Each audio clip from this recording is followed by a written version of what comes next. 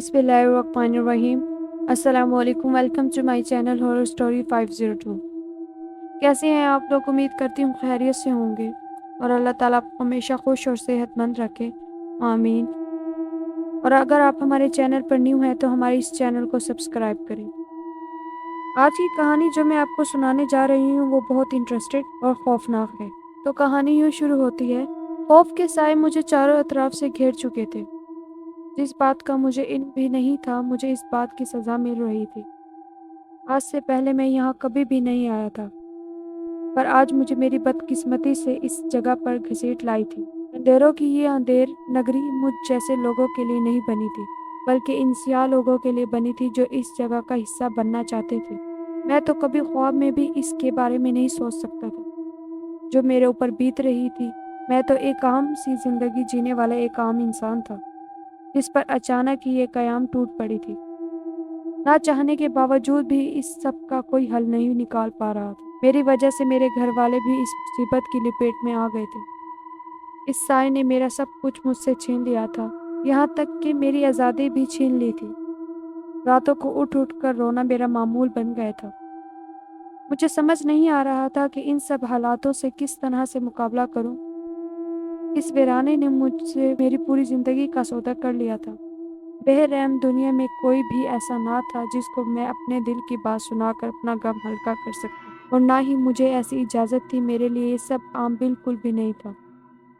इस रात की स्याही मेरे पूरे नसीब पर भारी पड़ गई थी। तजस्सुस के हाथों मजबूर होकर मैं ऐसे दौड़ा जहाँ से मैं वापस भी नहीं आ सकता था, और आगे बढ़ने की भी मुझ में हिम्मत ना थी। जिंदगी ने ऐसे मोड़ पर लाकर खड़ा कर दिया था जहाँ पर तन्हाई मेरा मुकद्दर बन गई थी। मैं अक्सर तन्हाई में खुद से यही सोचता रहा जाता था कि मैंने तो कभी किसी का बुरा नहीं चाहा, तो फिर मेरे साथ ही ये सब क्यों हुआ है। फिर ये सोचकर खामोश हो जाता कि शायद ये खुदा की तरफ से आजमाइश हो, और जल्द ही वो मुझे इसमें कामयाब कर देगा। मुझे अपने रब पर भरोसा था, पर शायद अभी मेरी दुआएं कबूल होने में ताख़ीर थी। इसलिए तो एक के बाद एक मुसीबतों में मेरा पूरा घर धंसता जला जा रहा था। एक दलदल की मानी सब कुछ हमें अपनी आंखों से तबाह होता नजर आ रहा था। मैं तो ना जिंदा में शुमार हो रहा था और ना ही मुर्दा में। मेरा वजूद में बायनी होकर रह गया था, एक खाक की मानी जो हवा के साथ किसी तरफ उड़कर जाने को तैयार रहता था। जो हाल इस वक्त मेरा हो रहा था मेरी जिंदगी है। मेरे लिए वबाल जान बन चुकी थी। मैं अकेला होता तो कब का अपनी जान की बाजी हार चुका होता, लेकिन अब मेरे साथ बहुत से लोग जुड़े हुए थे जिनका मेरे सिवाय इस भरी दुनिया में कोई और ना था। तो मैं इनके जज्बात के साथ खिलवाड़ किस तरह कर सकता था। मेरे वालिदैन ने बचपन से अब तक मुझे किसी चीज़ की कमी नहीं होने दी थी, बल्कि हमेशा मेरा साथ दिया था। इस उम्र में आकर मैंने इन्हें सिताने का सोच भी नहीं सकता। मेरा पूरा वजूद हर वक्त एक खौफ की लपेट में रहने लगा। रात के आखिरी पहर मुझे अपने एहसार में रखने वाली वो खुशबू अब अपने साथ ही महसूस होने लगी थी। पर मेरे लिए हैरानी की बात यह थी कि वो खुशबू सिर्फ मेरे कमरे तक महदूद थी। इसके अलावा मुझे कहीं पे भी ऐसे महसूस नहीं हुआ था। ये सब इसी सियाह रात से शुरू हुआ था और वही रात इसका खात्मा कर सकती थी। पर मुझे सोचने में तअम्मुल हो रहा था कि किस तरह से इस साए को खुद से दूर किया जाए, क्योंकि ये काम इंसान के बस की बात ना थी। ऐसी ताकत से लड़ना जो होने के बावजूद भी दिखाई ना दे। आज मुझे शिद्दत से अपने वालिदैन की पढ़ाई कई नसीहतों का एहसास हुआ था, जिनको याद ना रखकर मैं खुद को बहुत बड़ी मुसीबत में डाल चुका था और साथ साथ इनकी ज़िंदगी पे दांव पर लगा चुका था। ऐसे नहीं था कि मैं कोई डरपोक लड़का था या मुझे किसी भी बात का खौफ था, पर अनजानी ताकतों ने मेरा पूरा वजूद अपने बस में कर लिया था। मैं चाह कर भी इस सब से आज़ादी हासिल नहीं कर पा रहा था। मैं जिस जगह रहने वाला था वहाँ पर दूर दूर तक ऐसे किसी वजूद का नामो निशान भी मौजूद नहीं था, और ना ही कोई इन बातों को मानता था। मैं किसी को भी अपनी परेशानी से आगाह नहीं कर सकता था। बिलफर्ज अगर मैं किसी को बता देता तो भी कोई मेरी बात का यकीन ना करता, क्योंकि किसी भी आम इंसान के लिए ये मानना नामुमकिनात में से था कि इस दौर में भी ऐसी ताकतें मौजूद हैं जो किसी भी इंसान को अपने काबू में कर सकती हैं। शायद मेरी खूबसूरती ही मेरे लिए सबसे बड़ा अजाब बन चुकी थी, जिसका मुझे वक्त गुजरने के साथ अच्छे से अंदाज़ा हो रहा था। मेरा बस नहीं चलता था कि मैं खुद को क्या कर दूं, पर अपने माँ बाप की वजह से खामोश रह जाता। मुझे ज़िंदगी से अब कुछ नहीं चाहिए था, मैं बस अपनों को तकलीफ में नहीं देखना चाहता था, इसलिए सब बर्दाश्त कर रहा था। पर अब मेरी बर्दाश्त की हद पार हो चुकी थी। मैं नहीं समझ पा रहा था कि वो ताकतें आखिर मुझसे क्या चाहती हैं, क्योंकि मुझे खुद से जोड़े रखना चाहती हैं। हालांकि मैं तो गरीब सा इंसान था, मुझसे इन्हें क्या फ़ायदा हासिल हो सकता था। यही सब सोचे मेरी जान लेने को काफ़ी थी। मैं चाहकर भी अपनी उलझनों का हल नहीं तलाश कर पा रहा था, पर कुछ तो ऐसा ज़रूर था जो मेरी निगाहों से ओझल था। मेरा नाम दिलावर है और मेरा ताल्लुक अंदरूनी इलाके से है। ये कराची के करीब ही एक छोटा सा गांव था और बहुत ही खूबसूरत था, जहाँ पर हम अपनी ज़िंदगी गुजार रहे थे। बचपन में मैंने इसी गांव में आँख खोली थी और यहीं पला बड़ा था। ये हमारा आबाई गांव था। मेरे दादा और फिर आगे इनके वालिद, सब लोगों का ताल्लुक इसी गांव से था। यहाँ पर हमारे काफ़ी रिश्तेदार आबाद थे। थोड़े थोड़े फासले पर ही सबके घर थे और एक दूसरे में काफ़ी इत्तेफाक भी था। गांव में बहुत सारी ज़मीनें थी जो हमारी थी। इनमें कुछ मेरे चचा की थी, कुछ मेरे ताया की थी और कुछ मेरे अब्बा की थी। लेकिन मेरे अब्बा अम्मा का मेरे बचपन में इंतकाल हो गया था। मैं इस वक्त मुश्किल से 6-7 साल का था, जिस वक्त मेरे अम्मा अब्बा किसी से मिलने के लिए शहर गए थे। इस वक्त मौसम के हालात भी कुछ ऐसे ही थे। बारिश की वजह से सारे रास्ते खराब थे। अम्मा जानती थी कि मैं इनके बगैर अकेला घर में नहीं रहता था। इन लोगों का यही इरादा था कि शाम होने से पहले वो घर वापस आ जाएंगे। इसलिए अम्मा और अब्बा मुझे घर छोड़कर चले गए थे। क्योंकि इनका इकलौता बेटा था, इसलिए लाडला भी था। अम्मा हर वक्त मुझे अपने साथ रखती थी और एक लम्हे के लिए भी मुझे अपनी आंखों से ओझल नहीं होने देती थी। और फिर इस दिन अचानक से ही अम्मा अब्बा को कहीं जाना पड़ा था। मैं स्कूल गया हुआ था, इसलिए अम्मा मुझे साथ नहीं लेके गई और इन्होंने सोच लिया था कि शाम होने से पहले वो घर आ जाएंगी। क्योंकि मैं तो अम्मा के बगैर ना तो किसी के साथ सोता था और ना ही किसी के साथ खाना खाता था। ईद का वक्त तो इसी तरह से गुजर था, अम्मा अब्बा का इंतजार करते करते, और फिर शाम हो गई थी। कोई नहीं जानता था कि वो शाम कितनी बड़ी कयामत हमारे लिए लेकर आने वाली थी। मैं जो अपने घर में अब्बा अम्मा का मुंतज़िर था, इस इंतज़ार में था कि वो शहर से वापस आएंगे तो मेरे लिए बहुत सारी चीज़ें लेकर आएंगे। लेकिन ऐसा कुछ ना हुआ था। आज से पहले तो ऐसा ही होता था, जब भी अब्बा शहर जाते थे तो मेरे लिए बहुत सारी चीज़ें ले आते थे। लेकिन इस बार उन्होंने मुझे एक ऐसा झोंका दिया जो पूरी ज़िंदगी भी सहना मेरे लिए मुमकिन नहीं था। अम्मा अब्बा शहर से वापस आ रहे थे जब मौसम खराब रास्ते की वजह से इनकी गाड़ी का बहुत बड़ा एक्सीडेंट हुआ था और इस हादसे से मैंने अपने वालिदैन को खो दिया था। मेरे लिए ये सदमा बहुत बड़ा था। कोई मेरा कितना भी हमदर्द क्यों ना होता, लेकिन जितना दुख मुझे अपने वालिदैन के चले जाने का था, शायद ही किसी और का होता। मेरी तो पूरी दुनिया ही बदल गई थी और इस दिन मुझे मेरी ज़िंदगी का सबसे बड़ा गम मिला था, जिसने मेरी पूरी ज़िंदगी को बदल दिया था। मैं जो अब तक एक शहज़ादे की ज़िंदगी गुजार रहा था, मैं नहीं जानता था कि अभी अभी तो मेरी आजमाइशें शुरू हुई थी। आगे आगे मुझे ज़िंदगी में क्या कुछ बर्दाश्त करना था, ये तो मैंने सोचा भी ना था। सिर्फ मेरे वालिदैन ही मुझे छोड़कर नहीं गए थे, बल्कि इनके साथ मेरी सारी खुशियाँ, आराम और सुकून भी चला गया था। इन दोनों के चले जाने के बाद कुछ दिनों तक तो सब ने हमदर्दी की थी और मोहब्बत से शफ़क़त से सर पर हाथ रखा था। लेकिन आखिर ये मोहब्बत भी कब तक थी? सिर्फ चंद दिनों की बात थी और इसके बाद सब लोगों ने ऐसे ही निगाहें फेरी थी जैसे मेरा इनसे कोई ताल्लुक ही ना हो। अम्मा अब्बा की मौजूदगी में जो लोग मेरे ऊपर जान छिड़कते थे और मुझे पे मोहब्बत करते थे, इनके जाते ही सब लोग ऐसे बदल गए जैसे मेरी रगों में इनका खून ही ना हो। मेरे चाचा, मेरा ताया और हम लोग एक ही घर में रहते थे, जिसमें सब लोग मिलकर रहते थे और सभी लोग एक साथ मिलकर काम संभालते थे। मेरी दादी ने अब तक सबको जोड़ कर रखा हुआ था। मेरे अब्बा 3 भाई थे, एक भाई इनसे बड़े थे और एक इनसे छोटे थे। तीनों भाई एक ही छत के तले अब जिंदगी गुजार रहे थे और फिर अम्मा अब्बा के चले जाने के बाद मैं इस घर में रहता था। लेकिन अब मेरी जिम्मेदारी मेरे चचा और मेरे ताए पर थी। आहिस्ता आहिस्ता वक्त गुजरने के साथ सब लोगों की हकीकत मेरे सामने खुलकर आने लगी। इस घर में किसी को मुझसे मोहब्बत नहीं थी, सब दिखावा था। और अब अगर मैं इस घर में मौजूद था तो सिर्फ और सिर्फ इस वजह से कि जो ज़मीनें सब लोग एक साथ संभाल रहे थे, इसमें मेरे बाबा का भी कुछ हिस्सा था। और इस घर में भी ऐसे में कोई मुझे चाह कर भी इस घर से निकाल नहीं सकता था। और कुछ मेरी दादी इनकी मोहब्बत थी कि अभी तक मैं इस घर में मौजूद था, वरना मेरी ताई और मेरी चाची इन्हें तो میرا وجود اس گھر میں برداشت ہی نہ تھا۔ اس گھر میں میری ایک دادی ہی تھی جو مجھ سے بہت محبت کرتی تھی۔ انہوں نے ہی اماں ابا کے بعد مجھے سنبھالا تھا۔ اگر دادی نہ ہوتی تو شاید میں بھی آج زندہ نہ ہوتا۔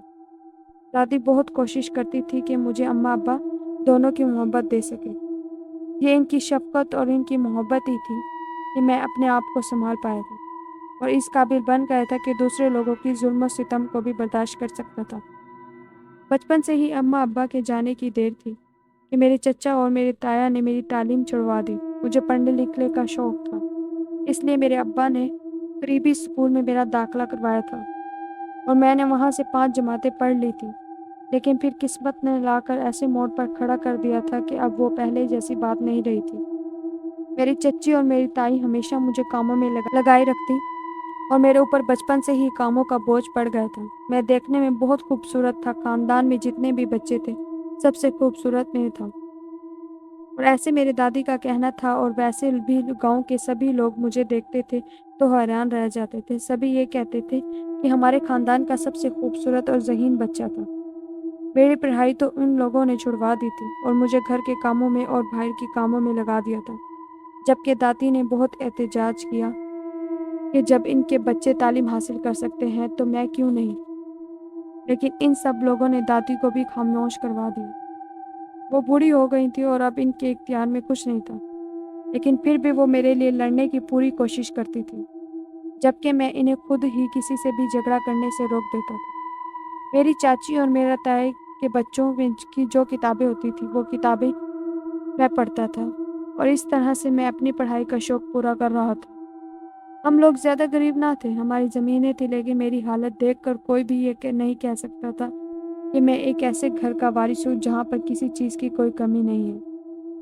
میرے حصے میں وہی پرانے اور پھٹے کپڑے آتے تھے، کوئی نئی چیز اماں ابا کے بعد تو نصیب ہوئی ہی نہیں، جبکہ دادی پیسے جمع کر کے میرے لیے کچھ نہ کچھ خرید دیتی تھی۔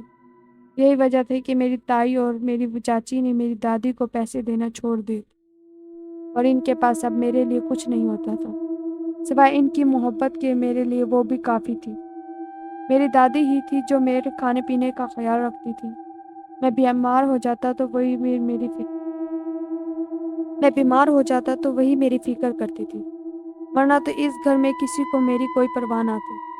میں سب لوگوں کو کام کے وقت یاد آتا تھا، یہاں تک کہ کبھی بھی کسی نے مجھ سے کھانے کا نہ پوچھا۔ اب تو مجھے بھی ان ساری چیزوں کی آہستہ آہستہ عادت ہونے لگی تھی اور میں نے ان سب چیزوں کو اپنی زندگی کا حصہ بنا لیا تھا۔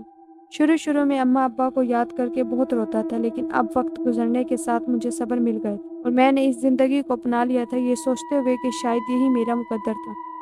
میرا چچا اور میرا تایا مجھے کام پر لے جاتے تھے اور میں سارا دن وہاں پر محنت والا کام کرتا، دل لگا کر اپنا کام کرتا تھا۔ شام کو واپس آ کر کھانا کھا کر دادی کے ساتھ کچھ وقت گزارتا اور پھر سونے کے لیے چلا جاتا۔ دادی ہی تھی جس کی وجہ سے میں اس گھر میں موجود تھا، ورنہ بہت ساری باتیں ایسی اس گھر میں ہو چکی تھی جن کی وجہ سے اس گھر میں رہنا میرے لیے ممکن نہ تھا، لیکن میں کہاں جاتا، یہی تو میرا گھر تھا۔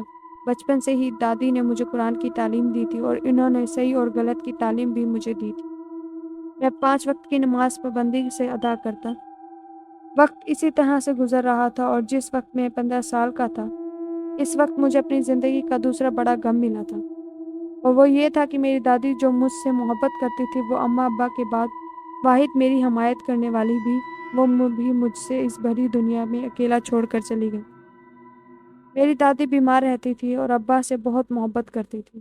ابا کے جانے کے بعد ان کے غم کو انہوں نے دل سے لگا لیا تھا، اور کچھ اس گھر میں میرے ساتھ جو ناانصافیاں ہوتی تھیں ان سے بھی ان کا دل بہت دکھتا تھا۔ آخر کار وہ ان سارے دکھوں سے اپنی جان چھڑوا کر چلی گئی، جبکہ میں اکیلا رہ گیا تھا۔ دادی کے چلے جانے کے صدمے نے تو مجھے بھی بری طرح سے توڑ دیا تھا۔ اب تو گھر میں میرا دل نہ لگتا تھا، اس لیے میں سارا وقت کام پر گزارتا اور شام کو واپس آ کر کھانا کھا کر دادی کے کمرے میں جا کر سو جاتا تھا۔ یہی میری روٹین تھی۔ اب گھر میں کوئی بھی مجھے کچھ بھی کہتا تو مجھے کسی بات سے کوئی فرق نہیں پڑتا تھا، بس اپنے کام پر دھیان دیتا تھا اور 5 وقت کی نماز کی پابندی کرتا تھا۔ دادی کے لیے، اماں ابا کے لیے دعا کرتا۔ دادی مجھے اکثر ایک بات کہا کرتی تھی کہ جو لوگ صبر کرتے ہیں نہ ایک دن انہیں ان کے صبر کا اجر ضرور ملتا ہے۔ صحیح راستے پر انسان کو بہت ساری مشکلات کا سامنا کرنا پڑتا ہے، لیکن کبھی بھی اسے اپنا سیدھا راستہ چھوڑنا نہیں چاہیے۔ اس راستے پر آگے جا کر اسے ایک دن منزل ضرور ملتی ہے، اور جو لوگ منزل کو جلد ہی حاصل کرنے کے چکر میں غلط راستے پر چل پڑتے ہیں وہ ایک دھوکہ ہوتا ہے، اور اس راستے پر بھی انسان کو منزل نہیں ملتی۔ ان کی یہی بات تھی جس پر عمل کرتے ہوئے میں سب کی ساری زیادتی برداشت کرتا رہتا۔ ایک دن جیسا ضرور آئے گا جب میرے حالات بدل جائیں گے اور سب کچھ بہتر ہو جائے گا۔ اسی امید پر میں روز صبح اٹھتا اور اپنے کام پر چلا جاتا۔ میں جب بھی اپنے گھر سے نکل کر کام پر جاتا تھا تب گاؤں کی بہت ساری لڑکیاں اپنے دروازوں میں کھڑکی کھول کر مجھے دیکھتی تھیں، جبکہ میں تو ایسا کچھ بھی خاص نہ تھا۔ میں اپنے آپ کو ایک معمولی سا انسان سمجھتا تھا۔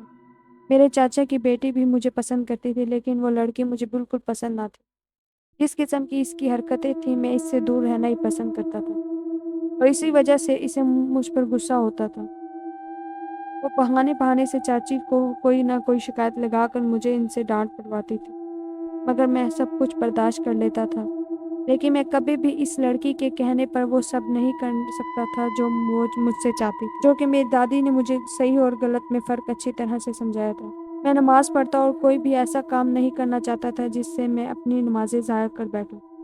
میں نے آج تک کبھی بھی گاؤں کی کسی لڑکی کو نظر اٹھا کر نہیں دیکھا تھا، جبکہ بہت ساری لڑکیاں مجھے دیکھنے کے لیے دروازے میں آ کر کھڑی ہو جاتی تھیں، اور یہ بات میں اچھی طرح سے جانتا تھا۔ میرے تایا کے 2 بیٹے تھے، اور وہ دونوں ہی اسی بات کی وجہ سے مجھ سے حسد کرتے تھے کہ لڑکیاں ان کی طرف متوجہ نہیں ہوتی، مجھے پسند کرتی ہیں۔ لیکن مجھے اس بات کو لے کر کوئی بھی غرور نہ تھا، بلکہ مجھے یہ بات بالکل بھی پسند نہ تھی۔ میں نہیں چاہتا تھا کہ کبھی بھی کسی لڑکی کو کوئی میرے نام سے جانے، یا پھر کسی بھی غیر محرم لڑکی کو کبھی میرے ساتھ کوئی منسوب کرے۔ میں سارا وقت اپنے کام میں لگا رہتا اور اپنا سارا دھیان اپنے کام میں ہی لگاتا، اور ہمارے جہاں ہم رہتے تھے وہاں کے بڑے چودھری صاحب تھے، وہ اکثر اسی سلسلے میں مجھے اپنے گھر بلاتے تھے۔ انہوں نے مجھ سے ہونے والے کام سے متعلق پوچھنا ہوتا تھا، کیونکہ اپنے جتنے بھی کام تھے وہ سارے ہی میں سنبھالتا تھا، اس لیے چودھری صاحب کے گھر بھی مجھے ہی جانا پڑتا تھا۔ میں اکثر وہاں جاتا تھا۔ میں جانتا تھا کہ ان کی بیٹی چھپ کر مجھے دیکھتی ہے، لیکن اس لڑکی نے کبھی بھی کوئی ایسی حرکت نہ کی تھی جس کی وجہ سے میرے لیے یا اس کے لیے کوئی مشکل کھڑی ہو جائے۔ میں نے ایک بار اسے دیکھ لیا تھا، وہ بھی اچانک میری اس پر نظر چلی گئی۔ بہت خوبصورت تھی اور پہلی نظر میں ہی مجھے بہت اچھی لگی تھی، لیکن اس کے باوجود بھی خیر وقت گزرتا گیا۔ اب میں 20 سال کا ہو گیا تھا، 20 سال کا ایک نوجوان لڑکا تھا۔ میں چاہتا تھا تو یہ سب کچھ چھوڑ کر جا بھی سکتا تھا، کیونکہ جس قسم کی زندگی میں یہاں جی رہا تھا وہ کہیں سے بھی ویسی نہ تھی جیسے میرے ابا اور میری اماں چاہتے تھے، لیکن کیونکہ میری دادی ایسا چاہتی تھی کہ میں اس گھر کو کبھی نہ چھوڑوں، اس لیے ان کی خواہش کو پورا کرنے کے لیے ان کی خواہش کا احترام کرتے ہوئے میں اس گھر میں موجود تھا۔ اور ویسے بھی یہ لوگ جیسے بھی تھے میرے اپنے تھے، اور میں اپنوں کو چھوڑ کر کہاں جاتا، جبکہ میرے دوست مجھ سے یہ کہا کرتے تھے کہ میں یہاں پر ایک ملازم کی زندگی گزار رہا ہوں، اور اب میں سمجھدار ہوں، بڑا ہوں، خود مختار ہوں۔ میں یہ گاؤں چھوڑ کر شہر چلا جاؤں، وہاں جا کر اپنی زندگی بناؤں اور اپنی زندگی اچھے طریقے سے گزاروں۔ یہاں رہوں گا تو ساری زندگی ان لوگوں کا ملازم بن کر رہوں گا۔ خیر ایک رات کا وقت تھا جب مجھے کام پر دیر ہو گئی، اور کیونکہ باہر کے سارے کام میرے اکیلے کی ذمہ داری ہوتی تھی، اس لیے میں نے اپنا ضرورت کا سامان لیا تھا اور اپنا کام ختم کر لیا تھا۔ جیسے ہی میں واپسی کے لیے آنے لگا تو اچانک سے مجھے اپنے پیچھے سے چوڑیوں کی اور پائل کی آواز سنائی دی۔ میں حیران تھا کہ اس وقت یہاں کسی لڑکی کا ہونا بڑی عجیب سی بات تھی۔ جیسے ہی میں نے پیچھے مڑ کر دیکھا تو میں حیران رہ گیا، کیونکہ میرے پیچھے ایک خوبصورت لڑکی دلہن کے لباس میں موجود تھی، خوبصورت جوڑا پہنا ہوا تھا اور اپنے چہرے کو اپنے دوپٹے سے چھپایا ہوا تھا، میرے پیچھے پیچھے چل رہی تھی۔ جیسے ہی میں نے رک کر پیچھے دیکھا تو وہ لڑکی بھی ڈر کر 2 قدم پیچھے رک گئی تھی۔ میں نے حیرت سے اس لڑکی کو دیکھا، جبکہ وہ لڑکی خوف سے مجھے دیکھ رہی تھی۔ میں سمجھ سکتا تھا کہ وہ کیوں ڈر رہی ہے، لیکن میں ویسا لڑکا تو بالکل نہ تھا۔ اس طرح سے اتنی رات میں ایک لڑکی کو سڑک پر اکیلا نہیں چھوڑ سکتا تھا، اس لیے میں نے آگے بڑھ کر جب اس سے پوچھا تو وہ رونے لگی۔ میں نے اسے چپ رہنے کا کہا اور اس سے کہا کہ مجھے تفصیل سے پوری بات بتائیں۔ اس لڑکی نے جو بات مجھے بتائی تھی، اسے سن کر میں حیران رہ گیا۔ نیکسٹ پارٹ سننے کے لیے ہمارے اس چینل کو سبسکرائب کریں۔ شکریہ۔ خدا حافظ۔